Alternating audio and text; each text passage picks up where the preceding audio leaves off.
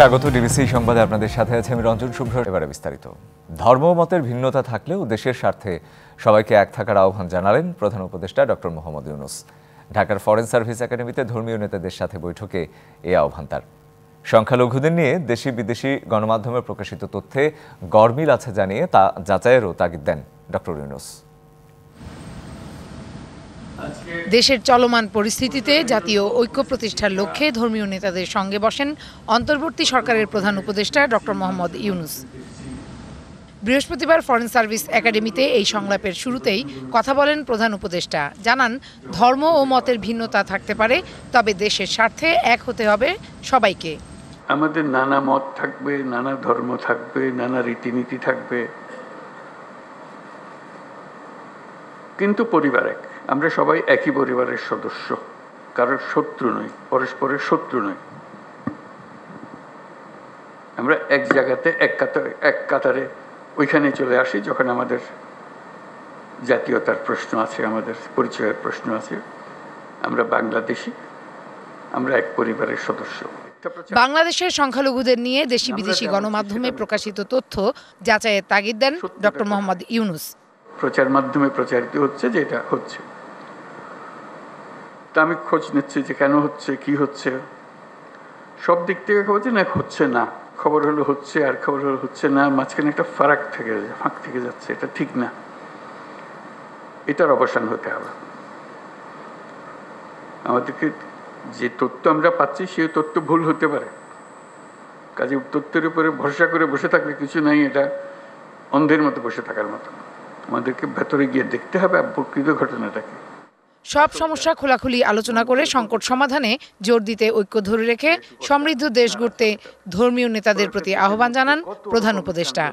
এটা শুধু কথা দিয়ে আপনাদেরকে সন্তুষ্ট করে আজকের মতো বিদায় নিলাম, ওরকম না।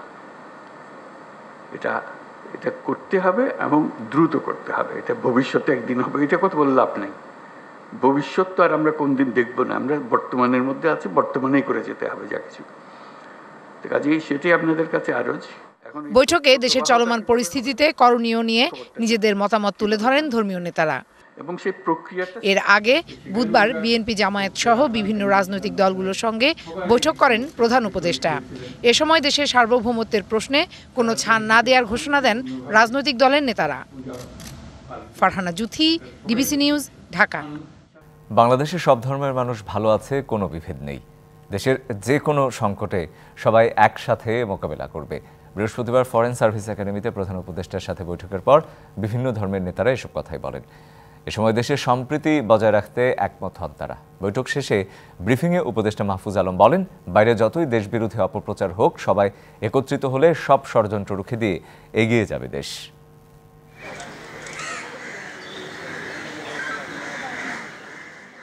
বৃহস্পতিবার বিকালে 4:15টায় ধর্মীয় নেতাদের সাথে বৈঠকে বসেন প্রধান উপদেষ্টা ডক্টর মোহাম্মদ ইউনূস।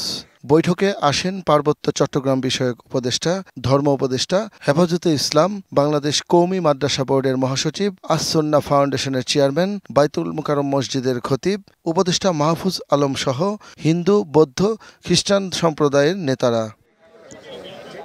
2 ঘন্টার বৈঠক শেষে বেরিয়ে এসে গণমাধ্যমের সাথে কথা বলেন ধর্মীয় নেতারা। দেশে সম্প্রীতি বজায় রাখতে সহমত প্রকাশ করেন তারা। বাংলাদেশের মানুষ তারা সম্প্রীতির মানুষ, তারা মিলেমিশে থাকে, তারা একসাথে পথ চলে। সকল সম্প্রদায় মানুষ যেন আমরা মিলেমিশে থাকতে পারি, যে আমাদের যে একটা ঐতিহ্য, বাঙালি জাতির যে একটা ঐতিহ্য, সেই ঐতিহ্য যাতে বজায় থাকে। আমরা এখানে সবাই হিন্দু মুসলিম ভাই ভাই সমানভাবে বেঁচে থাকতে চাই। আন্তর্জাতিক এখানে যে সংস্থাগুলো আছে, প্রতিবেশী দেশ সহ বিশ্বের মধ্যে জানুক যে বাংলাদেশ একটি সম্প্রতির দেশ। এ সময় আস-সুন্নাহ ফাউন্ডেশনের চেয়ারম্যান বলেন, দেশে এত ষড়যন্ত্র ও অপপ্রচারের পরও সব ধর্মের মানুষ চরম ধৈর্যের পরিচয় দিয়েছে। আমাদের জায়গা থেকে আমরা ঐক্যবদ্ধ আছি, ঐক্যবদ্ধ আমরা থাকবো। আমাদের হিন্দু, মুসলিম, খ্রিস্টান, বৌদ্ধ সবাই ভাই ভাই হয়ে আমরা এই মাটিতে আমাদের প্রিয় দেশকে এগিয়ে নিয়ে যেতে চাই। সেই জায়গা থেকে আমাদের মধ্যে কোনো প্রকার ফাটল নেই। পরে গণমাধ্যমের সাথে কথা বলেন উপদেষ্টা মাহফুজ আলম। বলেন, সব ষড়যন্ত্র মোকাবেলা করে এগিয়ে যাবে দেশ। সকল ধর্মের মানুষের সমান অধিকার থাকবে জানিয়ে যে কোনো মূল্যে ধর্মীয় স্বাধীনতা রক্ষার প্রত্যয় ব্যক্ত করেন তিনি। আমাদের দেশের ভেতরকার শক্তি, ভেতরকার সংহতি শক্তি বৃদ্ধি করব। আমরা যদি এই দেশের মধ্যে ঐক্যবদ্ধ থাকি রাজনৈতিকভাবে, সম্প্রদায়গত জায়গা থেকে এবং আরও অন্যান্য ক্ষেত্র বিশেষ আমরা যদি ঐক্যবদ্ধ থাকি, বাইরে যত অপপ্রচার চলুক বাংলাদেশ এগিয়ে যাবে। মিথ্যা প্রচারণা ও ষড়যন্ত্রে পা দিয়ে কোনো ধর্মের মানুষ যেন ভিন্ন ধর্মের প্রতি কোনো বিদ্বেষ না ছড়ায় সেই বিষয়ে বৈঠকে অঙ্গীকার করেন ধর্মীয় নেতারা। দেশের স্বার্থে ঐক্যবদ্ধ আছি। শাহ ইমন, ডিবিসি নিউজ, ঢাকা। তদন্তে বাধা সৃষ্টি করে সাবেক প্রধানমন্ত্রী শেখ হাসিনার এমন বক্তব্য প্রচারে নিষেধাজ্ঞা দিয়েছে আন্তর্জাতিক অপরাধ ট্রাইব্যুনাল। বিচারপতি গোলাম মর্তুজার নেতৃত্বে 2 সদস্যের ট্রাইব্যুনাল প্রসিকিউশন টিমের আবেদনের পরিপ্রেক্ষিতে এমন আদেশ দেয়। একই সঙ্গে শেখ হাসিনার আগের দেয়া বিদ্বেষমূলক বক্তব্য সরিয়ে নিতে আইসিটি মন্ত্রণালয়কে বলা হয়েছে। ছাত্র জনতার গণঅভ্যুত্থানে গত 5ই আগস্ট ভারতে পালিয়ে যান সাবেক প্রধানমন্ত্রী শেখ হাসিনা। এরপর থেকেই সেখানেই অবস্থান করছেন তিনি। ভারতে অবস্থানকালে তার বিরুদ্ধে গণহত্যার প্রায় 200 মামলা হয়েছে। আন্তর্জাতিক অপরাধ ট্রাইব্যুনালেও গ্রেপ্তারি পরোয়ানা রয়েছে তার বিরুদ্ধে। এরই মধ্যে ইন্টারপোলের মাধ্যমে দেশে ফিরিয়ে আনার আবেদনও করা হয়েছে। এসবের তদন্ত চলার মধ্যেই গত 4 মাসে ভারত থেকে অন্তর্বর্তী সরকারকে নিয়ে শেখ হাসিনার বক্তব্যের বেশ কয়েকটি কল রেকর্ড গণমাধ্যমের পাশাপাশি সামাজিক যোগাযোগ মাধ্যমে প্রচারিত হয়েছে। তদন্তে বাধাগ্রস্ত হচ্ছে তাই আন্তর্জাতিক অপরাধ ট্রাইব্যুনালের কাছে শেখ হাসিনার বিদ্বেষমূলক বক্তব্য প্রচারে নিষেধাজ্ঞা চেয়ে আবেদন করে প্রসিকিউশন। পরে আদালত তা মঞ্জুর করে। যে কিছু সোশ্যাল মিডিয়া এবং প্রিন্ট এন্ড ইলেকট্রনিক মিডিয়াতে এই মামলার একজন আসামি শেখ হাসিনার কিছু বক্তব্য এবং ফোন আলাপ ফাঁস হয়েছে। উনার জন্য এই আবেদনটি করেছিলাম, কারণ এখন পর্যন্ত শুধু উনার স্পিচগুলাই আমাদের হাতে আছে এবং তার প্রমাণ আমরা ইতিমধ্যে পেয়েছি। ইতিপূর্বে যে হেট স্পিচগুলো আমাদের সোশ্যাল বা ইলেকট্রনিক মিডিয়াতে আছে সেগুলো রিমুভ করার জন্য আমরা আবেদন করেছিলাম। সবকিছু শুনে আমাদের আবেদনটি ট্রাইব্যুনাল মঞ্জুর করেছেন।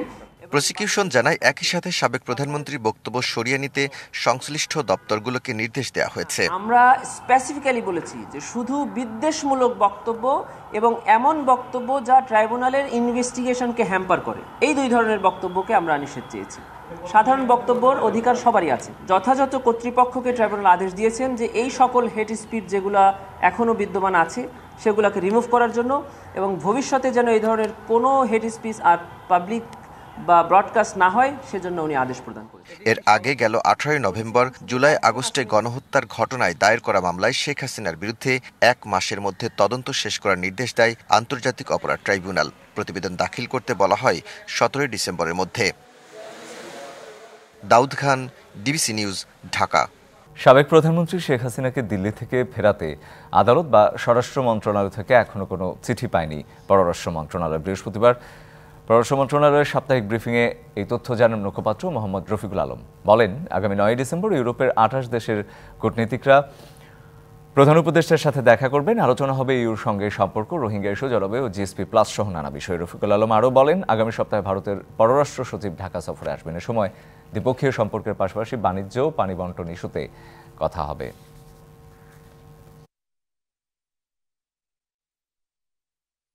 আমাদের জানা পত্রিকার মাধ্যমে আসা, আমরা পত্রিকাতে যা দেখেছি বা মিডিয়াতে যা দেখেছি যে এরকম একটা পলিটিক্যাল মিটিং আছে, সেই পলিটিক্যাল মিটিংয়ে উনি বক্তৃতা দেবেন।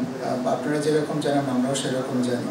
ভারতের কোনো জবাব এসেছে কিনা সেটা আমার জানা নাই।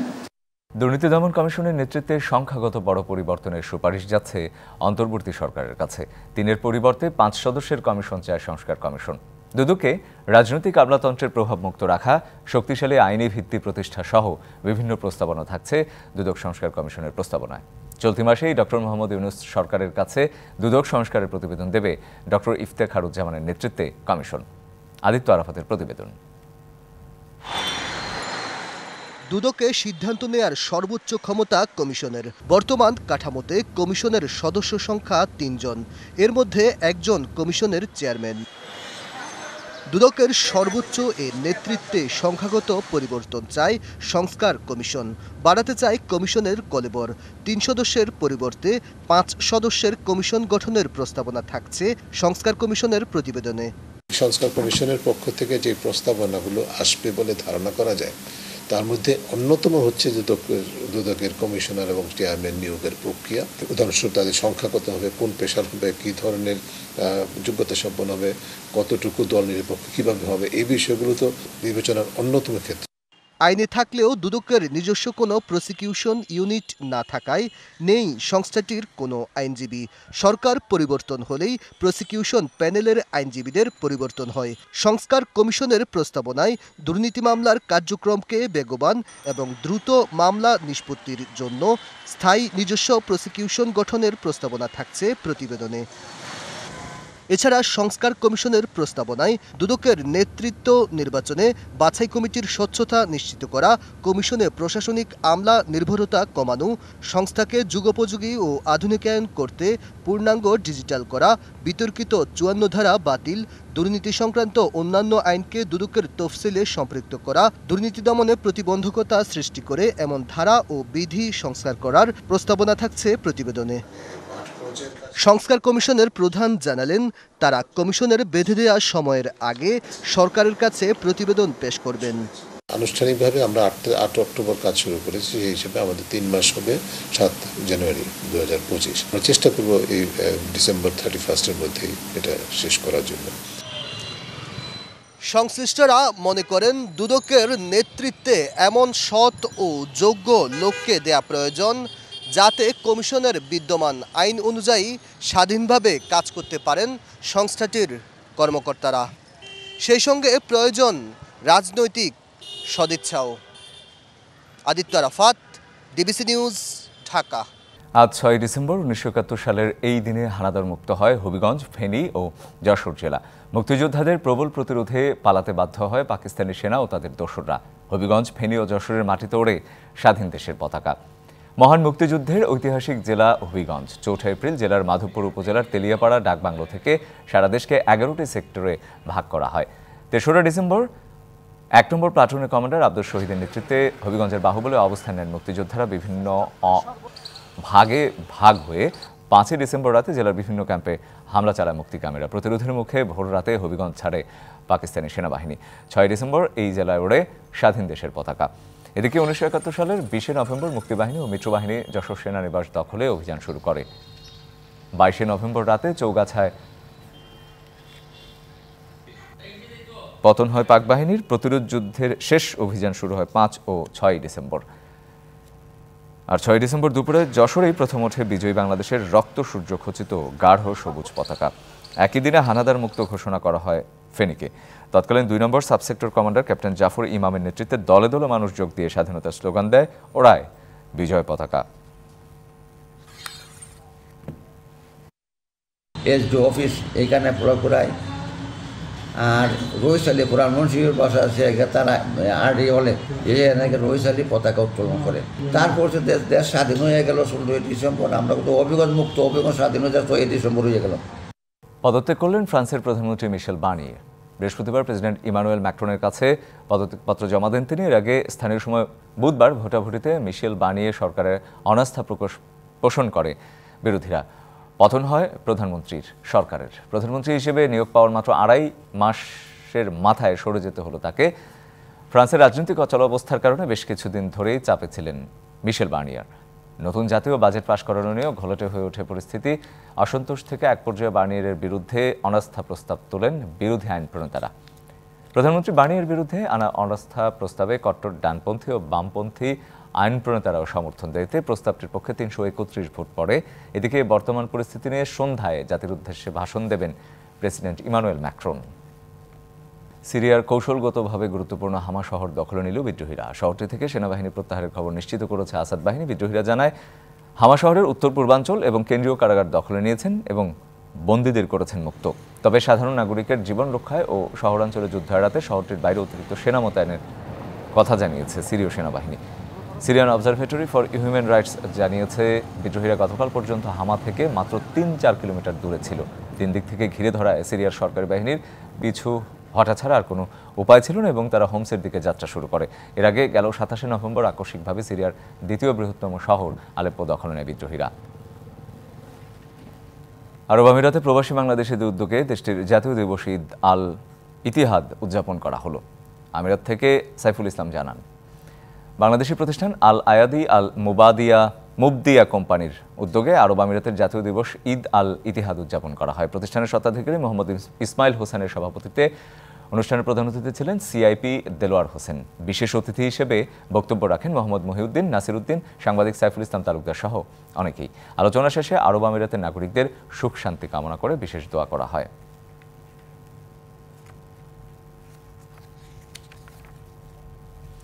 আধুনিক ডিজাইনের ডায়মন্ড ও স্বর্ণের সংগ্রহ নিয়ে মালয়েশিয়ায় উদ্বোধন করা হলো থামারাই জুয়েলস শোরুম। মালয়েশিয়ার প্রতিনিধি মোহাম্মদ আলী জানান, কুয়ালালামপুরের মসজিদ ইন্ডিয়া হানিফা শপিং মলের সামনে থামারাই জুয়েলসের ডাইরেক্টর দাতু সারগুনানের উপস্থিতিতে শোরুমটির উদ্বোধন করা হয়। এতে রয়েছে প্রায় হাফ ডজনেরও বেশি বাংলাদেশি তরুণ তরুণী বিক্রয়কর্মী। এখান থেকে শত শত আধুনিক ডিজাইনের স্বর্ণের অলংকার কিনতে পারবেন ক্রেতারা। এছাড়াও উদ্বোধন উপলক্ষে রয়েছে বিশেষ ছাড় এবং উপহার।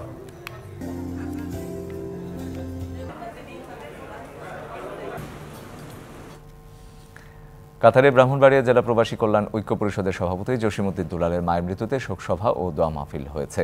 কাতার প্রতিনিধি আমিন ব্যাপারে জানান, শোকসভায় প্রধান অতিথি ছিলেন রাষ্ট্রদূত মোহাম্মদ নজরুল ইসলাম।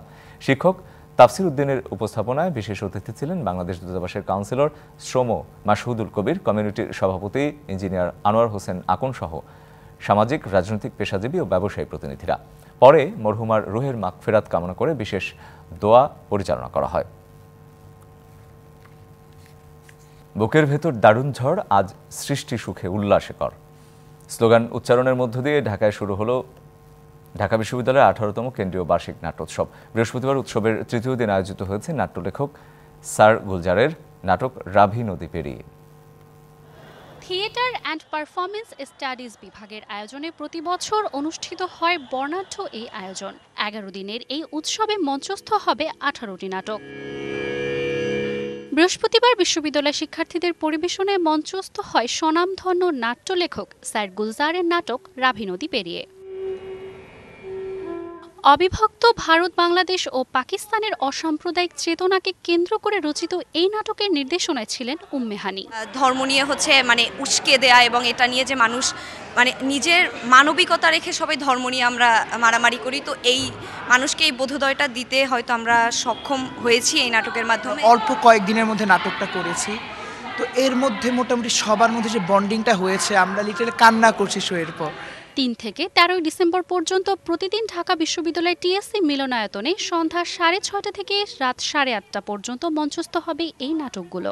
এখন আমাদের দেশে যে পরিস্থিতি, আমরা চাই প্রত্যেকটা ধর্মে, প্রত্যেকটা বর্ণে যেন একটা একতা থাকে। সেই জিনিসটার চর্চা যে আমরা যুগ যুগ ধরে করে আসছি, সেটাই নাটকের মাধ্যমে খুব দারুণভাবে ফুটিয়ে তোলা হয়েছে। খুবই ভালো লেগেছে একজন সাধারণ দর্শক হিসেবে।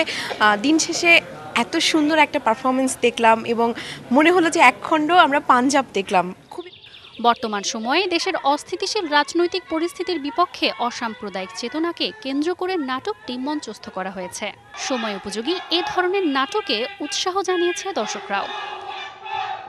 অবিভক্ত বাংলাদেশ, ভারত এবং পাকিস্তানকে নিয়ে রচিত নাটক রাভি নদী পেরিয়ে মঞ্চায়িত করেছে ঢাকা বিশ্ববিদ্যালয়ের শিক্ষার্থীরা। তারা এই নাটকের মাধ্যমে বর্তমান বাংলাদেশের অসাম্প্রদায়িক চেতনাকে তুলে ধরার চেষ্টা করেছে। Manjuma Afroz Nilima, DBC news, Dhaka. এই ছিল এখনকার মতো। ডিবিসি নিউজের সংবাদগুলো পড়তে ভিজিট করুন dbcnews.tv। আরও ভিজিট করুন ডিবিসি নিউজের ফেসবুক পেজ এবং ইউটিউব চ্যানেল। সঙ্গে থাকুন।